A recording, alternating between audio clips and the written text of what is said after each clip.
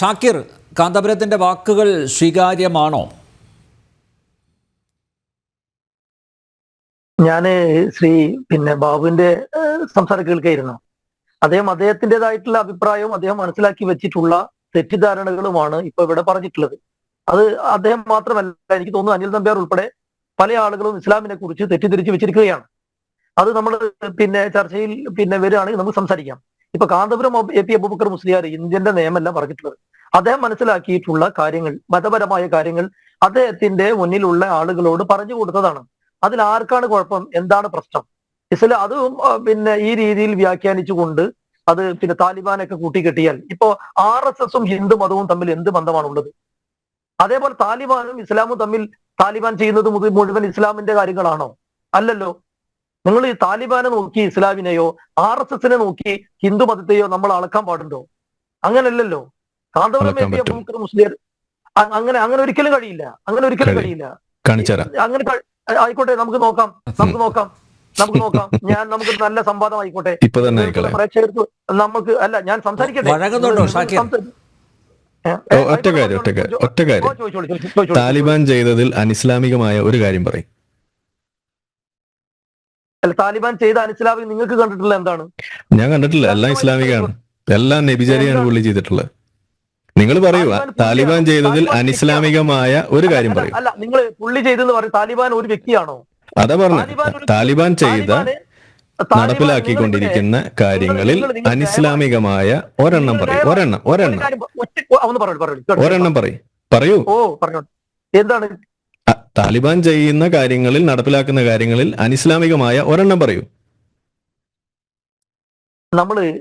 താലിബാൻ, ഞാൻ നേരത്തെ പറഞ്ഞു, താലിബാന്റെ ഇസ്ലാമും RSSന്റെ ഹിന്ദു മതവും അത് രണ്ടും ആ മതവുമായി ബന്ധമില്ലാത്ത പല കാര്യങ്ങൾ ചെയ്യുന്നുണ്ട്. അതവിടെ നിൽക്കട്ടെ, നമുക്ക് താലിബാനിലെ അനിസ്ലാമികമായ ഒരു കാര്യം പറയൂ. നിങ്ങൾ താലിബാൻ ചെയ്യുന്ന ഒരുപാട് കാര്യങ്ങൾ തെറ്റാണെന്ന് നിങ്ങൾ പറയുന്നത് എന്തുകൊണ്ടാണ്? ഞാൻ പറഞ്ഞിട്ടില്ല താലിബാൻ ചെയ്യുന്നത് എല്ലാം ശരിയാണ്, ഇസ്ലാമികമായിട്ട് ശരിയാണെന്നാണ് ഞാൻ പറയുന്നത്. അത് നിങ്ങൾ ഇസ്ലാമിനെ കുറിച്ച് അറിയാത്തതുകൊണ്ടാണ്. എന്നാ നിങ്ങൾ പറയൂ, താലിബാൻ ചെയ്യുന്നതിൽ അനിസ്ലാമികമായ ഒരു കാര്യം പറയൂ. അറിയാണെങ്കിൽ നമ്മൾ താലിബാനുമായി ബന്ധപ്പെട്ട വിഷയത്തിൽ യോജിപ്പില്ലാത്ത ഒരു വ്യക്തിയാണ് ഞാൻ. അത് നമുക്ക് വിഷയമല്ല. പക്ഷെ നിങ്ങൾ എ.പി. ഉസ്താദിനെ അംഗീകരിക്കുകയും താലിബാനെ എതിർക്കുകയും ചെയ്യുമ്പോൾ ഞാൻ നിങ്ങളോട് ചോദിക്കുന്നു, താലിബാൻ ചെയ്യുന്നതിൽ അനിസ്ലാമികമായ ഒരു കാര്യം പറയൂ. നിങ്ങൾ കാന്തപുരം എ.പി. മഹാപണ്ഡിതനെ ഒരു മഹാപണ്ഡിതനെ നിങ്ങൾ താലിബാനുമായി കമ്പയർ ചെയ്യേണ്ട കാര്യമില്ല. അതിന് അംഗീകരിച്ചു തരാൻ കഴിയില്ല. നിങ്ങൾ അംഗീകരിച്ചാൽ ഇല്ലെങ്കിലും നിങ്ങൾ ചെയ്യേണ്ടത് ഇത്രയേ ഉള്ളൂ. താലിബാൻ ചെയ്യുന്നതിൽ അനിസ്ലാമികമായ ഒരു കാര്യം പറയും. ഞാനിപ്പോ 5ാമത്തെ തവണയാണ് ഞാൻ ചോദിക്കുന്നത്. അല്ല, നിങ്ങളാണ് താലിബാനെ കുറിച്ച് മോശമായി പറയുന്നത്. ഞാൻ ആദ്യമേ പറഞ്ഞു, താലിബാന്റെ ഇസ്ലാമും RSSന്റെ ഹിന്ദു മതവും രണ്ടും ആ മതവുമായി ബന്ധമില്ലാത്ത ഒരുപാട് കാര്യങ്ങളുണ്ട്. RSSന്റെ കാര്യം ഇവിടെ നിൽക്കട്ടെ, നമുക്ക് ആദ്യം താലിബാന്റെ കാര്യം തീരുമാനമാക്കാം. നിങ്ങൾ ആദ്യം താലിബാന്റെ കാര്യം പറയൂ. നിങ്ങൾ എന്തിനാണ് താലിബാനെ കുറിച്ച് പറയുമ്പോൾ എന്തിനാണ് RSSനെ പിടിക്കണേ? നമുക്ക് ആദ്യം താലിബാനെ കയറി. ഇന്നിപ്പോ ഇവിടെ താലിബാനെ കുറിച്ചല്ലേ നമ്മള് ചർച്ച? ഇവിടെ RSS അല്ലല്ലോ വിഷയം. ഇവിടെ താലിബാനാണ് ചർച്ച. താലിബാനിസമാണ് ചർച്ച. എ.പി. ഉസ്താദ് പറഞ്ഞത് താലിബാനിസമാണ്. ഞാൻ സ്ഥാപിച്ചു കാണിച്ചു തരാം. നിങ്ങൾ സംസാരിക്കുന്നത് ഒരു എക്സ് മുസ്ലിമിനോടാണെന്നുള്ള ഒരു ധാരണ നിങ്ങൾക്ക് മിനിമം വേണം. നിങ്ങൾ ഇസ്ലാമിനെ കുറിച്ച് ഒരു വിവരമില്ലാത്ത ആളാണ്. എന്നാ നിങ്ങൾ പറയൂ, താലിബാൻ ചെയ്ത കാര്യങ്ങളിൽ അനിസ്ലാമികമായ ഒരു കാര്യം പറയൂ. ഒരേ ഒരു കാര്യം. ഡോക്ടർ ആരിഫ് അതേ ഒന്ന് പറയട്ടെ. എക്സ് മുസ്ലിം സ്വയം അവകാശപ്പെട്ട് ഇസ്ലാമിന്റെ ബാലപാടും പോലും അറിയാത്ത നിങ്ങളോടൊന്നും പിന്നെ അതിനെ കുറിച്ച് പറഞ്ഞിട്ട് കാര്യമില്ലല്ലോ. ഞാൻ പറയാം. കാന്തപുരം എ.പി. അബൂബക്കർ മുസ്ലിയാർ അദ്ദേഹം പറഞ്ഞിട്ടുള്ള വിഷയമാണല്ലോ നിങ്ങൾ ചർച്ചയ്ക്ക് എടുത്തിട്ടുള്ളത്. അതിനെ ഗോവിന്ദൻ കൗണ്ടർ ചെയ്യുകയും ഇന്ന് TM തോമസ് ഐസക് തിരിച്ചു പറയുകയും ഒക്കെ ചെയ്തല്ലോ.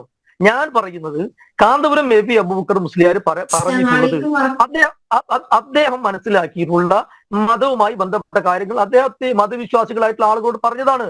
നിങ്ങൾ എന്തിനാണ് അതിൽ അസ്വസ്ഥത കാണിക്കുന്നത്? RV ബാബുവിനോടോ അല്ലെങ്കിൽ ജാമിദയോടോ നുസ്രത്തിനോടോ നിങ്ങൾ ആരും അത് അംഗീകരിക്കണമെന്നില്ല. അത് ഇഷ്ടമുള്ള ആളുകൾ അംഗീകരിച്ചോട്ടെ, വിശ്വാസികൾ സ്വീകരിച്ചോട്ടെ. അല്ല, പക്ഷേ ഷാക്കിർ, എന്നാലും അത് ചർച്ച ചെയ്യണ്ടേ? ഷാക്കിർ ഒന്ന് കുഴപ്പമില്ല, ചർച്ച ചെയ്തോളി. ആർക്കും ചർച്ച ചെയ്യാം. നമ്മൾ ജനാധിപത്യ രാജ്യത്ത് അങ്ങനെ ചർച്ച ചെയ്ത ഒരു കുഴപ്പമില്ല. അതിന്റെ ശരിയും തെറ്റും ചർച്ച ചെയ്യുകയോ അതിന്റെ മറ്റെന്തും ചർച്ച ചെയ്ത ഒരു കുഴപ്പമില്ല. പക്ഷേ കാന്തപുരം അബൂബക്കർ മുസ്ലിയാരെ പോലെയുള്ള ഒരു അനിൽ നമ്പ്യാർ അതായത് താലിബാനോട് ഉപമിക്കുന്നത് ഒരിക്കലും അംഗീകരിക്കാൻ കഴിയില്ല. താലിബാൻ വേറെ ഒരു തീവ്രവാദ സംഘടനയാണ്. എന്നാൽ കാന്തപുരം AP അബൂബക്കർ മുസ്ലിയാർ അങ്ങനെ ഒരു തീവ്രവാദ സംഘടനയുടെ ആളല്ല. കാന്തപുരം ലൈനും താലിബാനിസവും ഒന്നാണെന്നാണ് അദ്ദേഹം പറഞ്ഞു വെച്ചത്. കാന്തപുരം പറയുന്നത് എന്താണ്, അതാണ് താലിബാനിസം. അവര് പ്രയോഗത്തിൽ സ്ത്രീകളോട് സമീപനം പ്രത്യേകിച്ച് നേരത്തെ ചൂണ്ടിക്കാണിച്ചു. അടിസ്ഥാനപരമായി സ്ത്രീകളോട് ഇസ്ലാമിന്റെ സമീപനം മനസ്സിലാക്കിയാൽ സ്ത്രീകൾ അതാണ് അറിയേണ്ടത്. രണ്ട് സ്ത്രീകളുണ്ട് ഇവിടെ. ഷാക്കിർ, രണ്ട് സ്ത്രീകളുണ്ട്. അടിസ്ഥാനപരമായി ഇസ്ലാമിൽ സ്ത്രീകളോടുള്ള സമീപനം എന്താണ്? ആ സമീപനമാണ് കാന്തപുരം മുസ്ലിയാർ പറഞ്ഞു വെച്ചത് അല്ലേ? ഒരു ചോദ്യം ചോദിച്ചോട്ടെ. രണ്ട് സ്ത്രീകളെ ഇപ്പൊ ഈ ചർച്ചയ്ക്ക് കൊണ്ടുവന്നിട്ടുള്ളത് ആ രണ്ടുപേരും ഒന്ന് ജാമിദയും നുസ്രത്തുമാണ്. ഇവരെന്ത് ജീവിത ശൈലിയാണ്? അവർക്ക് എന്താ കുഴപ്പം? അവരുടെ കുഴപ്പമില്ല. ഞാൻ കുഴപ്പമില്ല പറഞ്ഞത്. ഞാൻ പറഞ്ഞു നിങ്ങൾ അതിന്റെ വ്യൂ എടുക്കണേ, സെൻസിൽ എടുക്കണേ പ്ലീസ്. കുറിച്ചും അല്ല ഇസ്ലാമിനെ കുറിച്ചും ഇപ്പൊ എന്നോട് പിന്നെ എന്താ പറയാ പിന്നെ കുഴപ്പമുണ്ടാക്കിക്കൊണ്ടിരിക്കുന്ന സുഹൃത്ത് അദ്ദേഹം നമുക്കറിയാലോ. അദ്ദേഹം ഇന്നാൾ കഴിഞ്ഞ ദിവസം ചർച്ച ചെയ്ത് നമ്മൾ ഇവിടെ തന്നെ പറഞ്ഞു, ഞാൻ ആദ്യം SFI ആയിരുന്നു, പിന്നെ വേറെ കുറെ ജമാഅത്ത് ഇസ്ലാമിന്റെ ഇതിൽ പോയതാണ്, ഇപ്പൊ ഞാൻ മുസ്ലിം ആയി. അത് ഓരോരുത്തരും ഇഷ്ടമാണ്, ആയിക്കോട്ടെ. നിങ്ങളൊന്നും ഇതിനെ കുറിച്ച് ശരിയായി മനസ്സിലാക്കുന്നത് ഞങ്ങളുടെ ആരുടെയും കുഴപ്പമില്ല. എനിക്ക് അറിയാൻ വേണ്ടിയിട്ട് ഒരു കാര്യം ചോദിച്ചോട്ടെ അനിൽ നമ്പ്യാർ. ഓക്കെ, ഇസ്ലാമിൽ ഭയങ്കരമായ സ്ഥാനം ഇസ്ലാമിന് ഈ സ്ത്രീകൾക്ക് കൊടുക്കുന്നുണ്ട് എന്നാ പറയുന്നത്.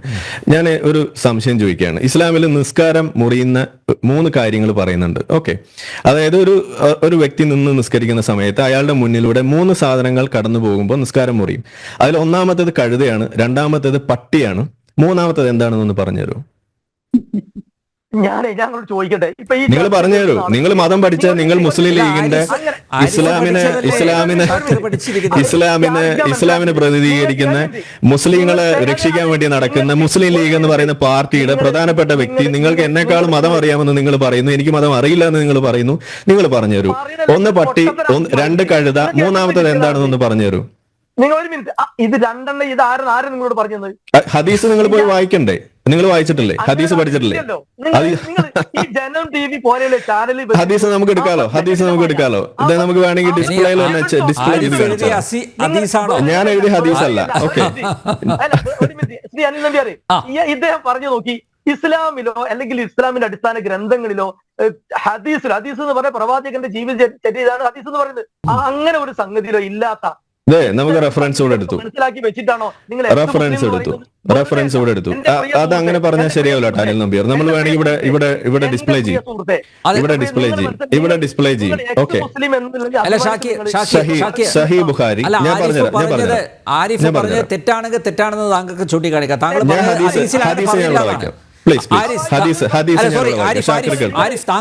താങ്കളുടെ കയ്യിലുള്ള ഹദീസ് ഒന്ന് കാണിച്ചേ. ഞാനിവിടെ വായിക്കാം.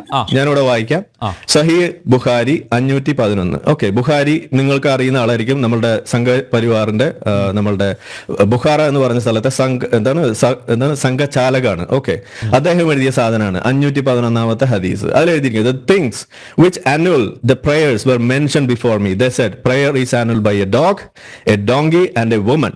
നിങ്ങൾ പോയി മദ്രസയിൽ പോയി പഠിക്കേണ്ട പൊന്നു ഷാക്കിർ. എനിക്കതേ പറയാനുള്ളൂ. ഇസ്ലാമിലെ സ്ത്രീ എന്ന് പറഞ്ഞു കഴിഞ്ഞാൽ ഇത്രയേ ഉള്ളൂ. ഇസ്ലാമിലെ സ്ത്രീ ഇത് സ്ത്രീയോട് തന്നെ ചോദിക്കാം. ചോദിച്ചോ? ഇസ്ലാം മതത്തെ വിശ്വസിക്കുന്ന ഒരു സ്ത്രീ ഇവിടെ ഇരിപ്പുണ്ട്, നമുക്ക് ചോദിക്കാം. അതെ, ശ്രീ അനിൽ മറ്റു കാര്യം പറയട്ടെ. അതായത് ഇസ്ലാമിന്റെ അടിസ്ഥാന ഗ്രന്ഥം എന്ന് പറഞ്ഞാൽ അത് വിശുദ്ധ ഖുർആനാണ്. 1. 2 ഹദീസാണ്. രണ്ടാമത് ഈ ഹദീസിലെ സാധനമാണ് ഞാൻ വായിച്ചത്. ആണെന്നേ, അത് ശരി. അതെങ്ങനെ നിങ്ങളെ ഞാൻ വെല്ലുവിളിക്കാണ്. ഇത് തെറ്റാണെന്നും ഇത് ലൈഫായ ഹദീസാണെന്നും നിന്ന് തെളിയിച്ചാൽ ഞാൻ ഇവിടെ കലിമ ചെല്ലും. ഓക്കെ, അന്ന് നിങ്ങളൊന്ന് തെളിയിക്കും. നിങ്ങൾ മുസ്ലിം ലീഗിന്റെ ആണൊരുത്തനായിട്ടുള്ള ഒരു നേതാവാണെന്നുണ്ടെങ്കിൽ നിങ്ങൾ തെളിയിക്കും. ഈ ചർച്ചയിലെങ്കിലും സ്ത്രീകൾക്ക് ഒരു പ്രാധാന്യം കൊടുക്കണ്ടേ? നിങ്ങൾ തെളിയിക്കുകയാണ് കുറച്ച് സമയമായിട്ട്. അവര് പറയട്ടെ.